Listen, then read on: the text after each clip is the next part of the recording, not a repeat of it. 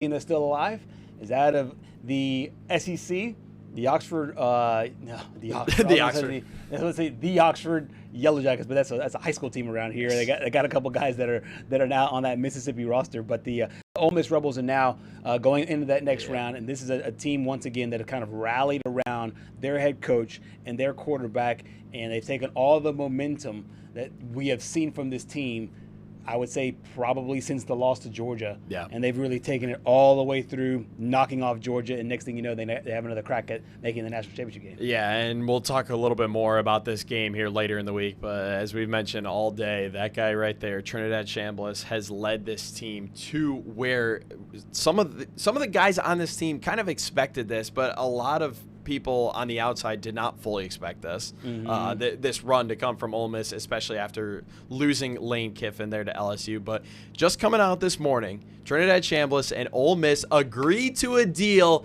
if Trinidad is able to get a medical waiver from the NCAA, but there is some pessimism around the program that he will be able to obtain this waiver. This is a huge win. I don't think you could put into words how big of a win this is for Pete Golding, because all the talk since Lane Kiffin has left is, he's just going to go and bring all of his offensive guys. He's going to go bring Kewan Lacey. Yes. Trinidad Chambliss is going to look great down there in the Bayou next year. Nope. Trinidad is going to return to Oxford if he gets the waiver.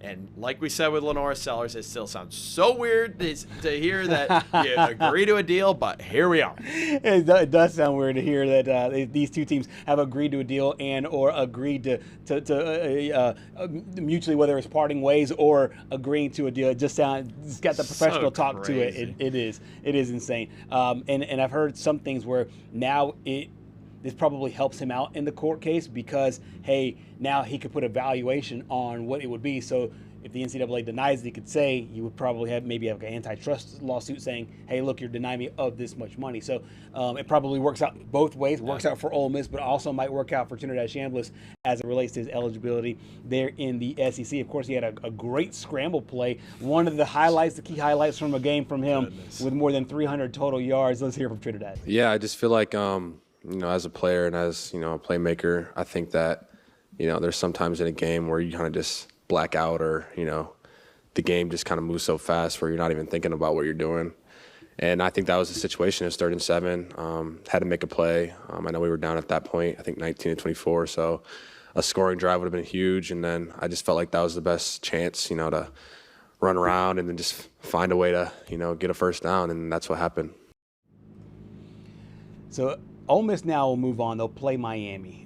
This is both these teams are probably two teams that I don't think a lot of people saw here.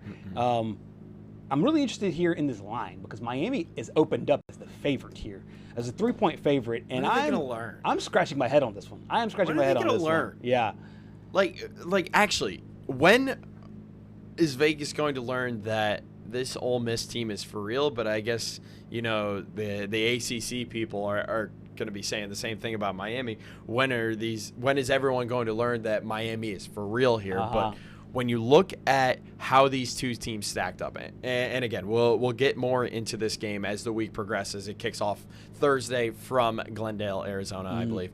I think on offense, you got to give the edge to Ole Miss. But on defense, especially that defensive line, you got to give the edge to Miami. Correct. Again, it's going to come down to the run game. Can Ole Miss stop the run?